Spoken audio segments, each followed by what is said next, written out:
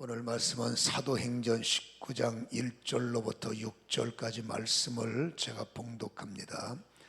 아볼로가 고린도에 있을 때에 바울이 윗지방으로 다녀 에베소에 와서 어떤 제자들을 만나 이르되 너희가 믿을 때에 성령을 받았느냐? 이르되 아니라 우리는 성령의 계심도 듣지 못하였노라. 바울이 이르되 그러면 너희가 무슨 세례를 받았느냐? 대답하되 요한의 세례니라. 바울이 이르되 요한이 회개의 세례를 베풀며 백성에게 말하되 내 뒤에 오시는 이를 믿으라 하였으니 이는 곧 예수라 하거늘 그들이 듣고 주 예수의 이름으로 세례를 받으니 바울이 그들에게 안수하며 성령이 그들에게 임하심으로 방언도 하고 예언도 하니 당신들은 믿을 때 성령을 받았습니까? 라는 질문을 아볼로의 제자들에게 바울 목사님은 던지죠. 그러니까 바울 목사님은 안 믿는 자들에게는 정해졌습니다. 예수 믿어야 구원받습니다. 그리고 믿는다 하는 분들은 바울 목사님이 점검을 하더란 말이에요. 본문에 보니까 당신들 믿을 때 성령을 받았습니까? 아볼로 제자들은 말하죠. 우리는 처음 듣는 소리입니다. 그럼 무슨 세례를 받았는데요? 우리는 요한의 세례입니다. 왜 이런 말이 전개되는지 우리는 아볼로의 신앙을 추적했었고, 아볼로가 더 하나님의 말씀으로 완전히 바뀌기 전에 제자 훈련이 약해졌기 때문에 그에게 영향을 받았던 아볼로의 제자들도 예수는 믿지만, 그러나 그들은 여러분 아직까지 성령 세례가 전혀 처음 들어본다는 이런 표현을 하지 않습니까? 왜 사도 바울이 만나는 사람마다 당신은 성령을 받았습니까? 이런 질문을 던졌을까요? 여러분, 이 말은 중요하기 때문에 성경에 기록했고, 신앙생활에 이거 없으면 쓰러지기 때문에 반드시 물어보는 겁니다. 성령 받았죠? 지금 시대보다 이 시대는 더 악합니다. 예수 믿는 게 쉽지 않았던 시대이기 때문에 그 신앙을 지키기 위해서 더 강조합니다. 당신도 성령 받았죠? 이것을 사도 바울이 강조했던 이유를 우리는 살펴볼 필요가 있죠. 믿는 사람은 성령을 받아야 된다. 왜 그럴까요? 소통 때문에 그래요. 여러분, 우리는 영이신 하나님을 섬기는데 우리는 육을 가진 존재들이에요. 영의 영향을 받아 혼이 아름다워지면 여러분 더 느낌이 많겠지만 우리의 혼은 세상 속에 젖어 있기 때문에 세상에는 똑똑한 졸업장을 들고 세상에는 똑똑한 훈장도 있겠지만, 그러나 세상의 똑똑함은 하나님의 나라에 도달하지 못하기 때문에 인간의 지식과 인간의 알을 통해서는 하나님과 소통은 불가능하죠. 그러니 여러분, 육신의 인간은 하나님을 믿는다 하지만 여러분 소통은 할 수 없고 그냥 일방적 믿음, 저 하나님 믿습니다, 저 하나님 소원 있습니다, 그 하나님께서 그래 내가 너를 도와야지, 쌍방통행이 돼야 되는데 일방적으로 우리는 그냥 하나님께 말하고 하나님은 우리에게 역사하시면 역사가 일어났나 보다. 그러나 그것도 기쁨이니까 그러게 살아가는 모습이 어쩜 우리의 모습이다. 근데 오늘 성경이 말합니다. 여러분, 하나님은 영이시고 인간인 우리가 그분과 어떻게 하든지 소통이 이루어져서 하나님의 뜻을 알고 하나님의 길을 발견하고 하나님의 진리가 내 것이 되어야 그나마 아는 것이 믿음의 힘이니까, 하나님을 모르면 여러분 힘들어요. 하나님을 모르니까 조금 힘들면 교회보다 세상이 중요하고 충분히 이해가 됩니다. 하나님을 모르는데 와 있는 것도 기적이죠. 하나님을 잘 모르는데 교회에 앉아 있는 것도 대단한 일이라 하지 않습니까? 어떨 때 고맙죠. 하나님을 잘 모르는 것 같은데 소통이 잘 안 되는 것 같은데 우리는 소통한다고 착각을 하지만 그냥 일반적 통보, 일방적 그냥 말씀도 듣고 그냥 이해하는 경우도 많단 말이에요. 그래서 여러분, 하나님과의 관계를 맺기 위해서는 소통이 필수이기 때문에 만약에 영적인 소통이 안 되면 에스겔 37장에 마른 뼈다귀 같은 존재입니다. 살았지만 우리는 영이 바짝 말라 비틀어져서 내 맘대로 살아가는 하늘의 군대여야 되는데 영적인 소통이 안 되면 영으로 볼 때 마른 뼈다귀 같은 존재다. 그러니 여러분, 성령 세례를 통해서 소통이 이루어져야 되니 그래야 우리가 하나님의 자녀답게 하나님을 알고 살아가기 때문에 성령 세례는 선택이 아니라 필수구나. 여러분, 성도는 성령 세례 받을 거냐 말을 거냐 이거 여러분 선택이 아닙니다. 무조건 하나님의 자녀라면 영적인 소통이 이루어져야 되기 때문에 성령 세례는 필수라는 것을 우리는 알 필요가 있고요. 이 땅에 예수님이 오실 것을 예고했던 세례 요한도 이 땅에 예수님이 오셔서 하시는 핵심 사역을 강조하고 있어요. 누가복음 3장 16절에 보면 요한의 설교입니다. 요한이 모든 사람에게 대답하여 이르되 나는 물론 너희에게 세례를 베풀거니와 나보다 능력이 많으시는 이가 오시나니 나는 그의 신발끈을 풀기도 감당하지 못하겠노라. 읽어봅니다. 시작. 그는 성령과 불로 너희에게 세례를 베푸실 것이요 라고. 여러분, 세례 요한이 예수님이 오셔서 예수님이 오신 목적 가운데 하나가 바로 불과 성령으로 세례를 주시는 일이다. 왜 예수님이 우리에게 불과 성령으로 세례를 주셨을까? 그러면 성령 세례가 무엇일까? 우리는 고민을 해봐야 되죠. 성령 세례에 대한 그림은 성경에 많이 그려져 있어요. 그러나 저는 여러분 이 누가복음, 제가 제일 좋아하는 누가복음 4장 18절이 성령 세례의 가장 아름다운 그림이다를 믿고 있기 때문에, 자, 성령 세례는 누가복음 4장 18절을 통해서 알 수가 있는데, 주의 성령이 내게 임하셨으니, 성령 세례는 뭐냐? 주의 성령이 내게 임하시는 거예요. 내 힘으로 살아가는 내가 내 힘으로는 세상을 살아갈 수 있을 수 있겠죠. 그러나 내 힘으로는 하나님의 나라에 들어갈 수도 없고, 내 힘으로는 하나님의 나라를 만질 수도 없고, 내 힘으로는 하나님과 교제도 안 되고, 내 힘으로는 한계가 있는 겁니다. 그러니까 내 힘의 신앙은 지쳐요. 내 힘대로 설교자 지칩니다. 내 힘대로 기도 한계가 있어요. 내 힘으로 봉사 어렵습니다. 그거 하다가 번아웃 되는 게 내 힘으로는 안 되죠. 그래서 하나님은 우리의 힘으로는 안 되기 때문에 성령의 힘이, 예수님의 힘이, 하나님의 힘이 우리에게 임재한다고 그랬죠. 하나님의 힘이 내 안에 임재하셔야. 그래서 성령 세례는 뭐냐? 하나님의 힘이 내 힘이 되는 게 성령 세례예요. 하나님의 힘이 내 힘이 되지 않으면 우리는 신앙생활하기가 매우 어렵다는 것을 이해할 필요가 있다. 그러면 성령 세례는 하나님의 힘이 내 힘이 되는 현상이 성령 세례구나, 그렇게 이해할 필요가 있다는 겁니다. 그러면 여러분, 하나님은 갈릴리 바다를 선호하시지 사해 바다 좋아하지 않습니다. 여러분, 사해 바다는 죽은 바다라고 그래요. 하나님은 죽은 자의 하나님이 아니라 산자의 하나님이기 때문에 하나님은 갈릴리 바다를 좋아해요. 헬몬산으로부터 흘러내리는 맑은 물을 유입해서 그 안에 많은 생명체를 일구고, 그 다음에 바로 그 물은 빠져나가서 사회로 흘러나가는데, 여러분, 갈릴리는 받았으면 내보내고, 받았으면 주고, 받았으면 나눠주고, 이게 갈릴리의 영적 생명력이고, 사해바다는 받아놓고 끝나는 거예요. 은혜를 받아도 끝나고, 능력을 받아도 끝나고, 축복을 받아도 끝나고, 그냥 나만 좋으면 돼. 그렇죠? 이게 바로 사해의 바다의 모습이라면 영적인 것도 마찬가지예요. 하나님의 힘을 줬더니 그 힘 갖고 나 혼자 사는 거예요. 나 혼자 기도하고, 나 혼자 좋아하고, 나 혼자 뭐 이러쿵 저러쿵, 뭐 개인적으로는 이해가 되지만 하나님의 힘을 주신 분은 힘 빠지는 일입니다. 왜 내가 너에게 힘을 줬는데 너 혼자만 사느냐? 그래서 하나님의 성령 세례는, 그래서 누가복음 4장 18절이 중요한 게, 다시 한번 읽습니다. 주의 성령이 내게 임하셨으니 이는 가난한 자에게 복음을 전하게 하시려고 내게 기름을 부으시고. 여러분 보세요.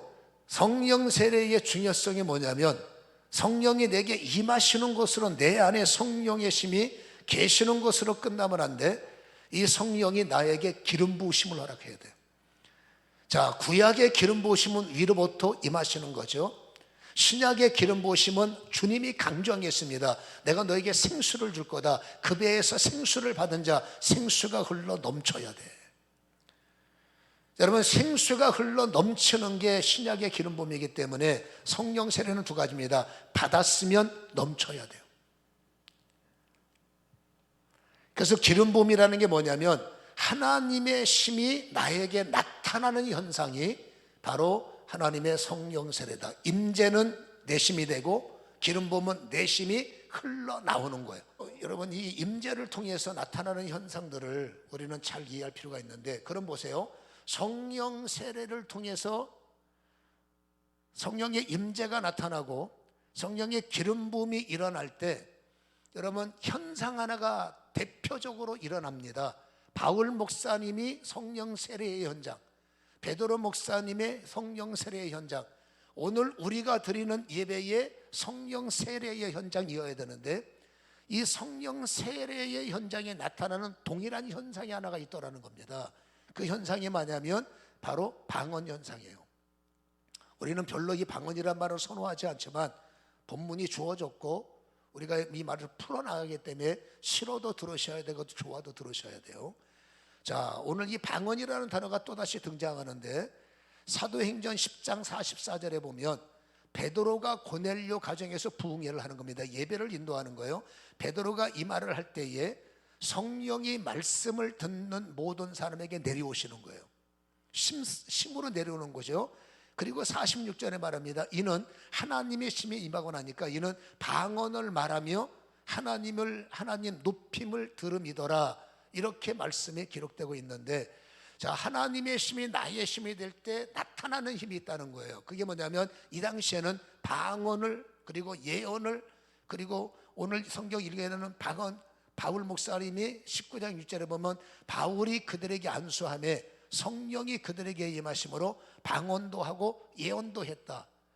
베드로 목사님은 여러분 고넬료 가정에서 예배를 드렸더니 이로부터 성령이 임하셔서 그들이 방언을 말하고 하나님을 높였다. 하나님을 높였다는 것은 찬양을 했다, 하나님을 경배했다. 이런 현상이 이 초대교회에는 아주 도드라지게 나타나더라라는 것입니다. 여러분, 그렇다면 보세요.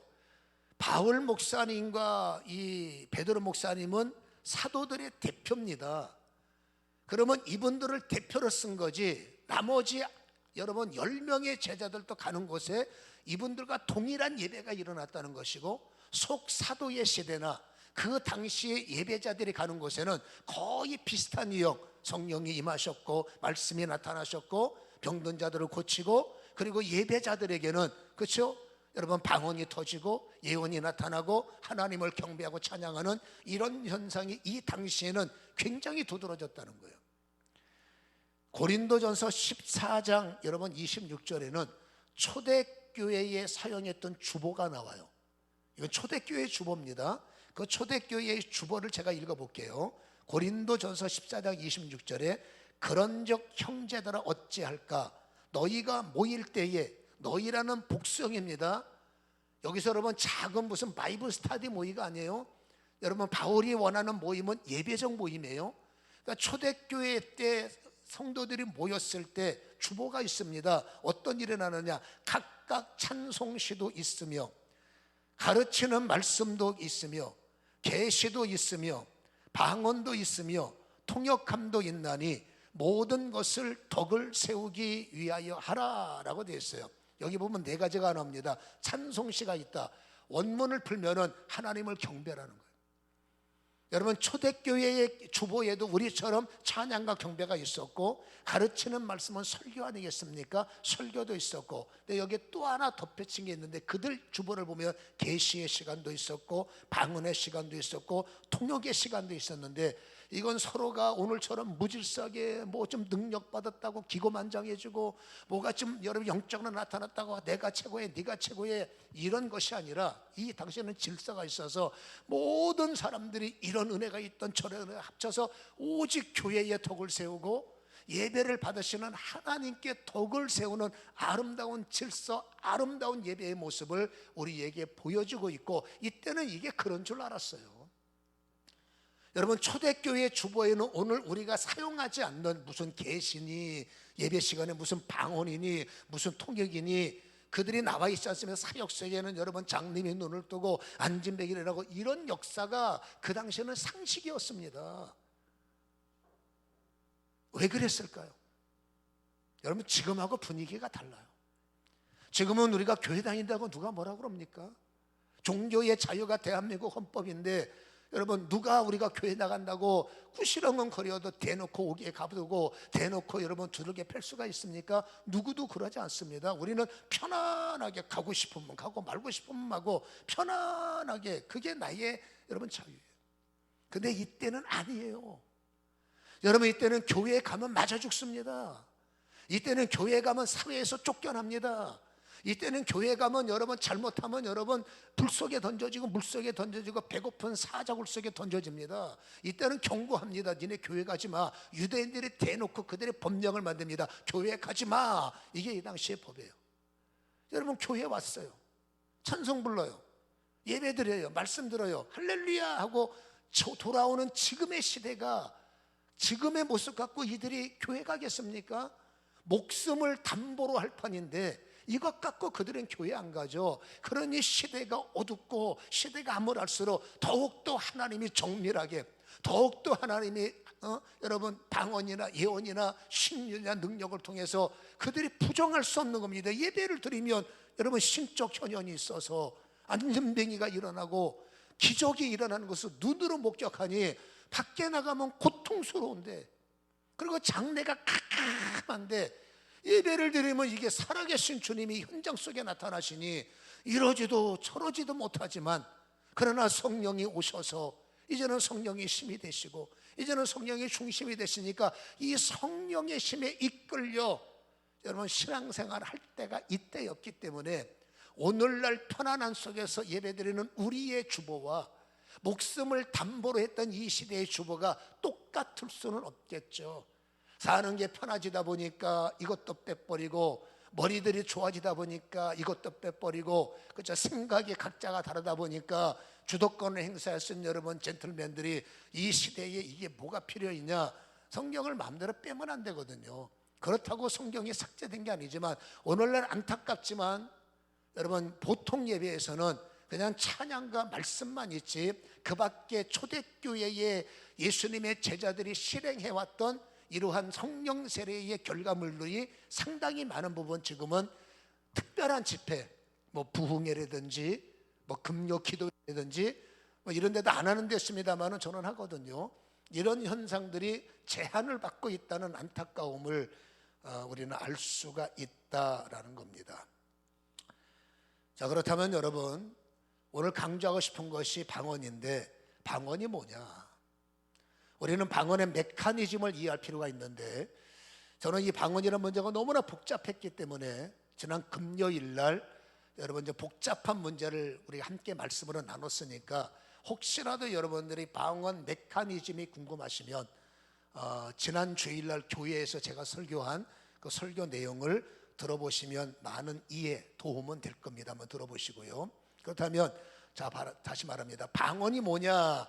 이게 방언입니다. 하나님의 언어가 나의 언어가 되는 게 방언이에요. 자, 성령의 세례가 뭐냐? 하나님의 심이 내 심이 되는 게 성령 세례죠. 그러면 여러분 하나님의 심이 내 심이 됐기 때문에 내 심 되신 여호와가 나의 언어를 주도하는 거예요.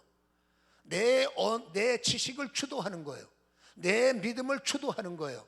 내 삶을 주도하는 겁니다. 그래서 성령의 9가지 열매는, 내적 열매는 사랑과 절제 9가지지만 여러분 성령의 외적 열매는 여러분 믿음으로부터 9가지 은사가 있습니다. 믿음으로부터 예언에 이르기까지 이런 9가지 열매가 외적으로 내적으로 성경에는 분명히 말씀을 해주고 있단 말입니다. 그 중에 하나가 뭐냐? 내 심 되신 하나님께서 내게 언어를 열어주셔서 여러분 방언은 하나님의 언어가 내 언어가 되게 하는 것. 그러니까 보세요. 이 방언은 성령이 사도행전 2장 4절을 한번 읽어봅니다. 사도행전 2장 4절 읽어봅니다. 시작. 그들이 전부 다 성령의 충만함, 성령 세례예요. 성령의 세례를 받고 읽어봅니다.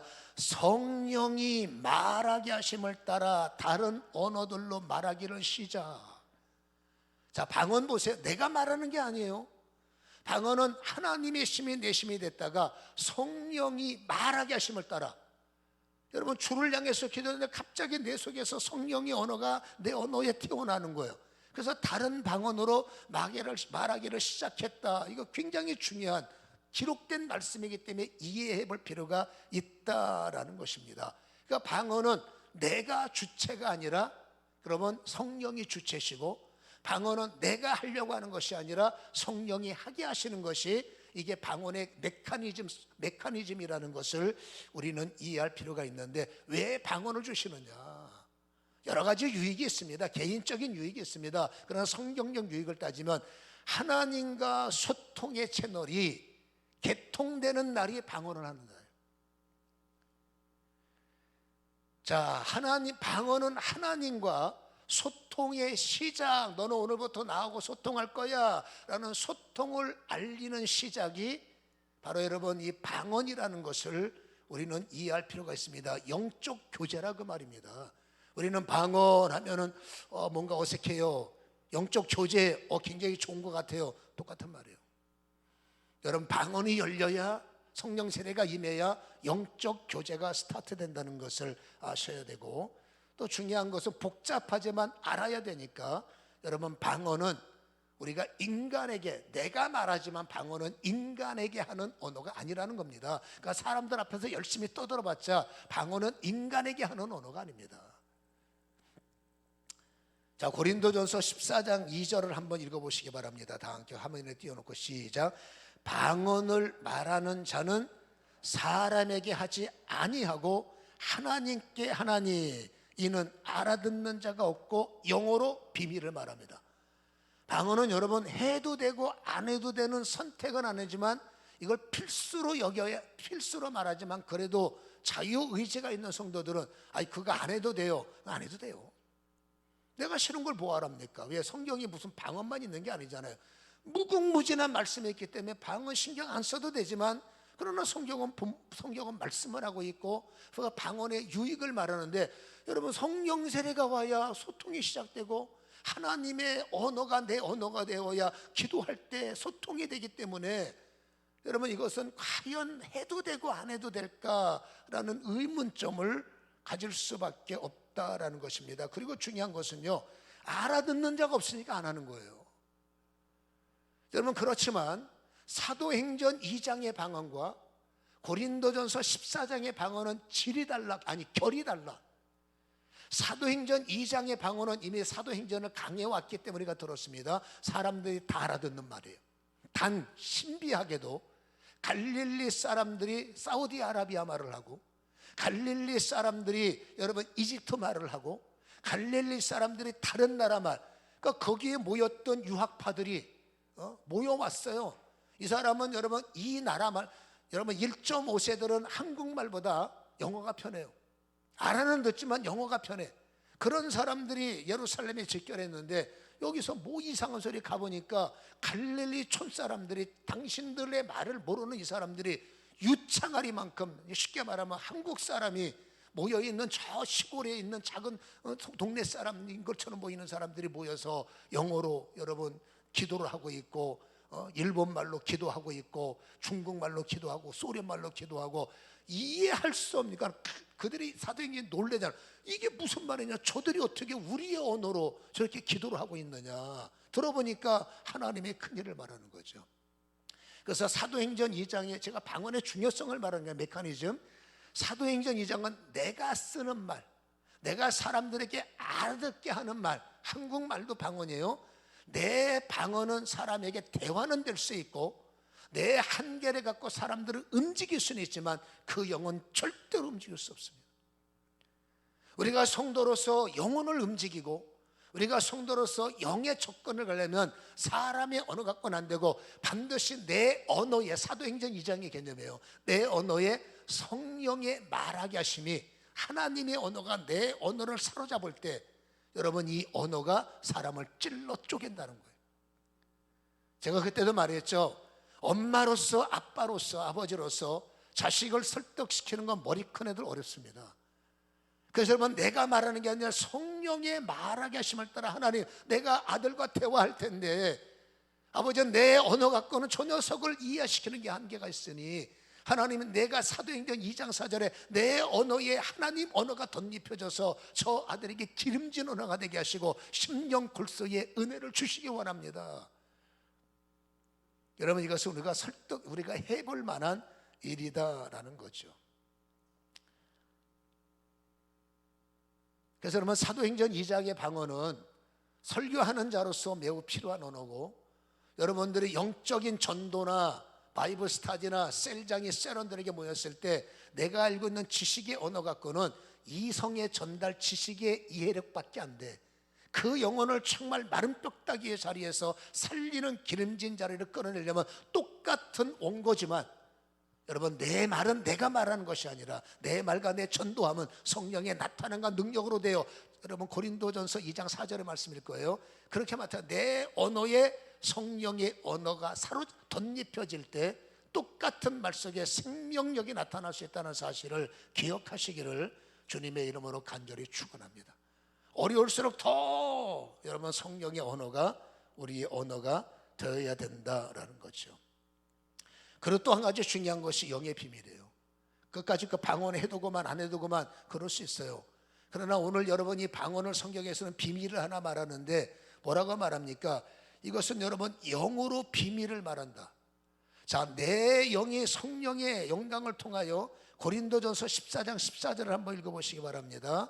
시작. 내가 만일 방언으로 기도하면 나의 영이 기도하거니와 나의 마음은 열매를 맺지 못한다. 이게 복잡하기 때문에 안 하는 건데, 여러분 인간은 어쩔 수 없이 영적인 존재예요. 신앙생활하면 여러분 영에 대한 말을 안 들을 수가 없어. 하나님은 영이신데, 인간은 영적 존재인데, 죽으면 영이 빠져나가는 건데, 그러니까 인간은 여러분 믿기 싫어도 여러분 영이 있는 거예요. 그러니까 영혼이 잘 돼야 범사가 잘 되고, 영혼이 소통해야 하나님의 역사가 내게 되는 겁니다. 영이 막혀서는 아무것도 안 되는 거죠.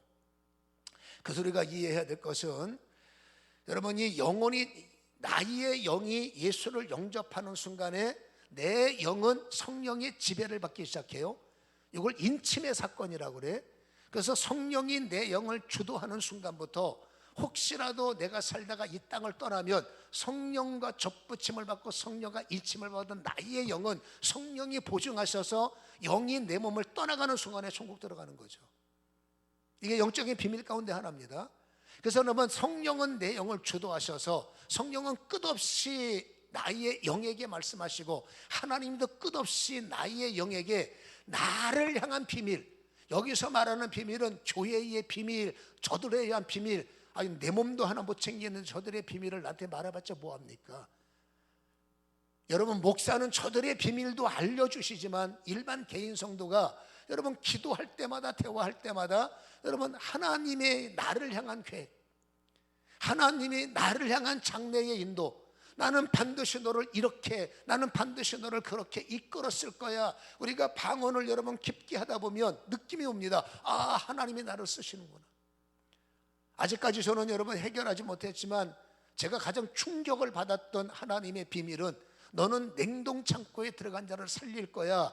너무 선명해 받았기 때문에 그 당시 제가 막 신유 갖고 난리를 칠 때였는데, 저는 여러분 장님이 눈을 뜨는 것도 제 사역에서 봤고, 허리가 부러진 자가 기도해서 일어나는 것을 제 사역 속에서 여러분 실행을 했기 때문에, 근데 하나님께서 그 당시 말합니다. 너는 죽은 자를 살릴 거야.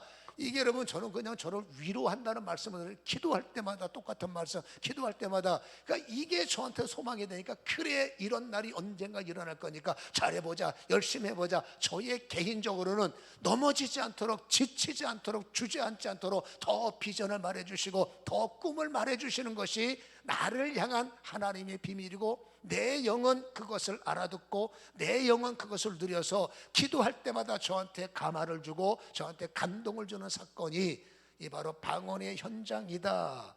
그러니까 이게 여러분 나쁜 것이 아니라는 겁니다. 너무너무 귀한 거, 너무너무 귀한 사건임을 우리는 알 수가 있다라는 겁니다. 여러분, 이 방언이 우리의 능력이 되는 또 하나의 이유는 요한복음 마가복음에 보면은 16장을 보면, 여러분 마가복음 16장 17절에 보면 믿는 자들에겐 이런 표적이 따르는데 너희가 내 이름으로 어둠의 영을 쫓아내면 좋죠. 그 다음에 새 방언을 말하리라. 이 새 방언에 대해서 한 번 더 점검합니다. 여러분, 방언의 팩트 하나가 있는데, 성령은 나에게 새 방언을 주시겠다는 거예요. 새 방언은 없던 말, 이상한 말이 아니라 여러분, 우리는 인생을 살아가면서 예수를 믿고 거듭났고 성령의 사람이 됐으면 언어의 순환 계통이 바뀌어야 돼. 우리의 감정성인 분노와 억압과 억울함이 많습니다. 그러나 성령의 사람들은 감정대로 살면 되는 게 없어요. 오히려 감정을 초월할 수 있는 하나님의 힘이 내 힘으로 오셨으면 여러분, 내 말도 내가 했던 말을 쓰면 안 되는 거예요. 일반적 상황이었지만 감정 상할 때 목사 입에서 옛말 나오면 좋겠습니까? 여러분, 내 마음에 힘들다고 장로가 되는 말 안 맞는 말 뱉어내면 되겠습니까? 여러분, 집에서 뻔히 우리 엄마가 권사인데 권사 입에서 자녀들에게 옛날 엄마의 말을 뱉어내면 되겠습니까? 그들은 압니다. 저 인간이 교회 다니는 거. 근데 교회 다니는 저 인간이 기분 나쁘다고 되는 말 안 내 말 쏟아냈을 때 과연 하나님의 영광이 결국 나의 감정 때문에 소멸되기 때문에 믿는 자들에겐 표적이 일어나야 돼. 그게 뭐냐? 새 방언이 나타나야 된다는 거예요. 여러분, 새 방언이 뭘까? 기분이 나쁠 때 하나님의 힘이 내 안에 있는 거예요. 그러면 감정 상하는 대로 방언을 하는 걸, 말을 하는 것이 아니라 여러분, 상한 마음에 순간적으로 새 방언을 주셔서 할 수 없는 말이 내 입에서 쏟아지는 거예요. 풀어낼 수 없는 용서의 말, 그렇죠? 그들을 이해하는 말, 그들을 사랑하는 말, 그들을 품을 수 있는 말. 인간의 감정은 저도 목사지만 죽었다 깨어나도 어렵더라고요. 제 감정대로 하면 어렵더라고요. 근데 그 순간에 하나님의 은혜, 내 힘이 너희의 힘이 됐잖아. 그래서 하나님이요, 힘 주세요. 지금 감정이 이게 지금 상황이, 여러분 보세요. 하나님의 힘이 내 힘이 안 되면 여러분, 스데반이라는 이름을 지워야 돼요.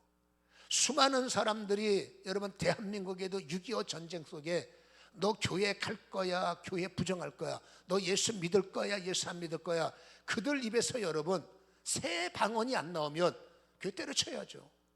그리고 까짓 거 뭐 안 믿는다고 하고 나중에 교회 나가면 되지, 얼마든지 그럴 수 있는 거예요. 근데 하나님의 힘이 나의 힘이 돼서 어려움과 두려움과 죽음의 입구 속에서도 나도 모르게 내 입에서 방언이 터지면 나는 그래도 예수 믿어야 돼요. 이게 할 수 없는 새 방언이라는 거예요.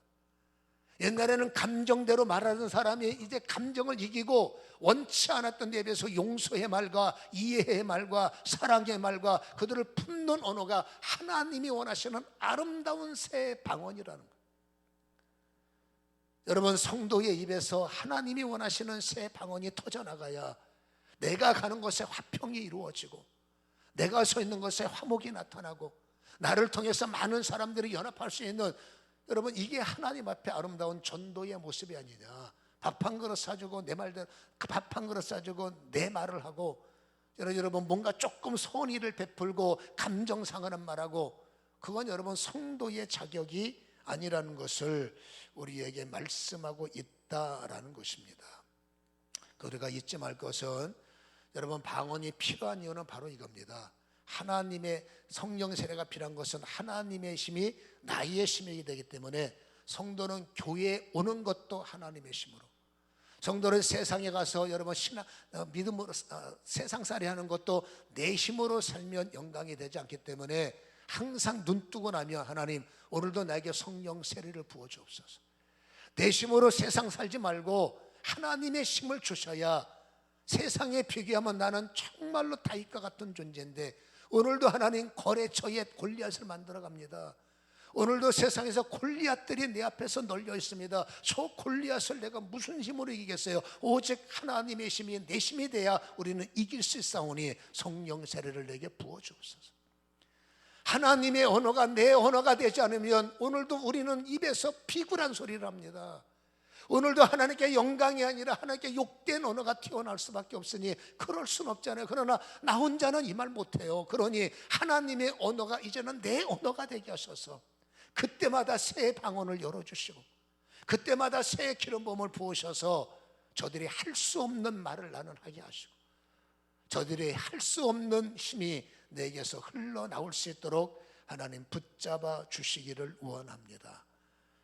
이것이 여러분 소통하는 사람들의 여러분 아름다운 모습임을 기억하시고, 그래서 바울은 고린도 전서 여러분 5절에 나는 너희가 다 방언을 말하기를 원한다 이렇게 말하는 것은, 방언은 우리가 알고 있는 이상한 그런 쪽의 흐름이 아니라 개인이고, 그거는 여러분 이 방언은 정말로 우리에게는 꼭 필요하기 때문에 고린도서 14장에 예언을 사모하며 방언 말하기를 금하지 말라.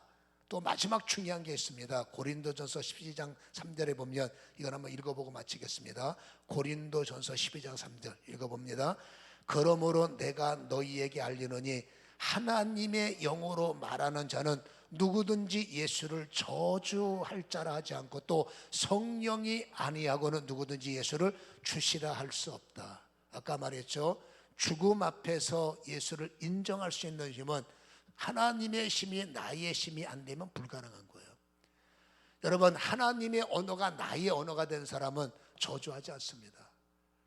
직분을 가진 자의 입에서 여전히 세상 말을 한다는 것은 내심으로 여러분 살고 있다는 증거고, 그러니 내심으로 인생을 돌파하니 기적이 있겠습니까? 내심으로 인생을 살아가니 요행은 일어날 수 있고 부스러기 은총은 주시겠지만 기적이 상식이 되는 일은 없겠죠. 어차피 우리는 험한 세상을 살아갈 때, 여러분 우리는 광야에 있지만 가나안을 바라보는 사람들이잖아요. 잊지 마시기 바랍니다. 성령 세례의 사람이 되기를 원합니다. 그리고 하나님의 언어가 나의 언어가 돼서 손해볼 것 전혀 없기 때문에 이 두 가지를 한 번만 여러분이 적용하셔서 아침에 눈 떠서 오늘 하루도 성령 세례의 힘을 부어주시고, 순간순간마다 하나님의 언어가 나의 언어가 되셔서 비굴하지 말게 하시고 패배하지 말게 하시고 이기는 언어가 나의 언어가 되게 하여 주시옵소서. 그래서 여러분, 하나님의 거룩한 역사가 반드시 우리에게 열매가 되어지는 이런 성령의 사람들이 되시기를 주님의 이름으로 축원합니다. 기도하겠습니다.